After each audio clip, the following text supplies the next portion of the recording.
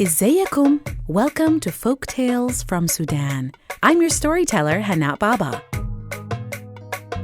Today's story is called The Father and His Three Sons.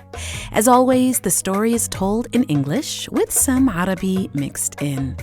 Okay, yallakum, here we go.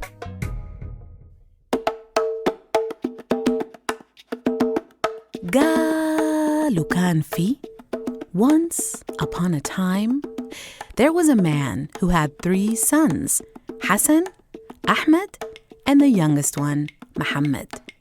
They all lived with their mother and father happily in a house in a small town. The father worked in the market, selling things like fruits, vegetables, and grains. One day, the other merchants in the market were bragging about their sons, how smart they were, and how much they loved their fathers. The next day, the father asked his sons to come to his room. They all came, and he asked them a question. He asked, بتحبوني قدر شنو? How much do you love me? The oldest son, Hassan, said, أنا بحبك زي الذهب. I love you like I love gold. The father was happy and smiled. The second son, Ahmed, said, أنا يا أبوي بحبك زي الفضة. I love you like I love silver. The father's smile became bigger. The youngest son, Mohamed, said, أنا يا أبوي بحبك زي ما بحب الملح. I love you as much as I love salt. The father frowned and yelled at him, Milih! Milih? Salt? The father was angry and said, What? What kind of answer is that? What kind of a love is that? Your brothers said such valuable things like gold and silver, and you say you love me like you love cheap salt? He was outraged, and he told Mohamed, Okay, since you don't love me, leave my home and never come back again. Mohamed was sad and shocked. He gathered his clothes and belongings, and he left the house, never to come back again.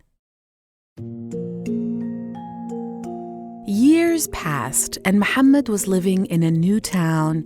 He went to college, and he got a wonderful job. He became a rich man with a big house, a loving wife, and kids. He was a kind man who always cared about helping people who need help. One day, there was a knock on the door of Mohamed's big house. He opened the door, and it was an old man wearing old clothes. His shoes were torn up, and he looked tired and weak. The man was asking for help. He needed to rest, and he was hungry and thirsty. Mohamed looked at the old man closely and realized it was his father. He thought to himself, Yes, it was definitely him. But what had happened to him? Mohamed didn't say anything. He just welcomed the man in, not telling him that he had recognized him. He said, اتفضل يا عمي, اتفضل, come in. The old man came in, and Mohamed brought him water to drink and clean clothes to wear. He took him to a room where he could rest on a clean bed. All this time, the old man didn't know who Mohamed really was. Mohamed went to his wife, and he asked her to make the man a big meal with all kinds of delicious dishes, meats and breads and salads. But he told his wife one important thing. He said, Don't put any salt in the food. His wife was confused. What? What do you mean no salt in the food? You can't make food without salt. He said, just please don't put any salt in the food. So his wife went to the kitchen and made all kinds of delicious dishes.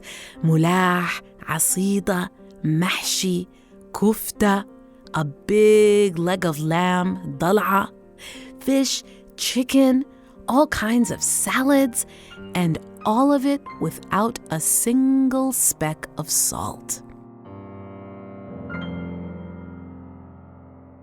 When she was finished, Mohamed took the siniya, the tray of food, and went to the room where the old man was resting. Yalla, yalla, ya ammi, yalla, al-ghada jahiz. Lunch is ready. Itfaddal, itfaddal. The old man was grateful. He washed his hands and sat straight up on his bed. The siniya was right in front of him on a table, and they sat down and he began to eat. Bismillah. He tore a piece of bread and pulled up his jalabiya sleeve from his right arm and reached out for the first bite. He was so excited. He started with the mulah. It was bamia, okra, and it looked so good.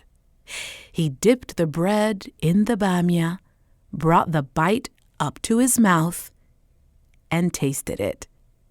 Right away, he yelled, Dashno? Dashno? Dashno? Dashno? What is this? What is this? Mohamed sat across from him on a chair and said, Malak ya ammi, fishno? What? What's wrong? What's wrong? The old man said, Ya waladi, nisitu al-milh. You forgot the salt. Mohamed replied, Oh, milh, salt? Oh, salt isn't important. We don't use salt in our food.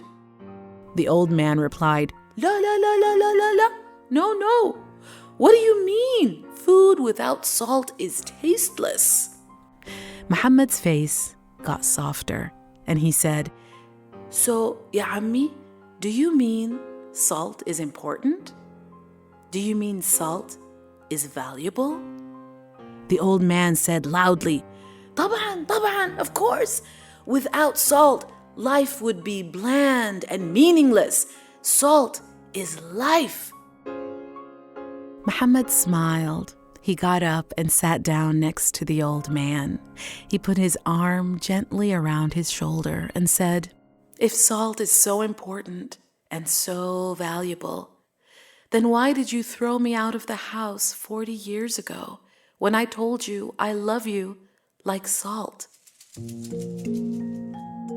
The old man's eyes widened and he got teary. What? This rich man was his son Mohamed. He couldn't believe it. He cried and hugged his son. And he said, Ya waladi, ya waladi, now I know why you said you love me like salt. I am so sorry for making you leave the house. Please forgive me, my son. Please forgive me, my son.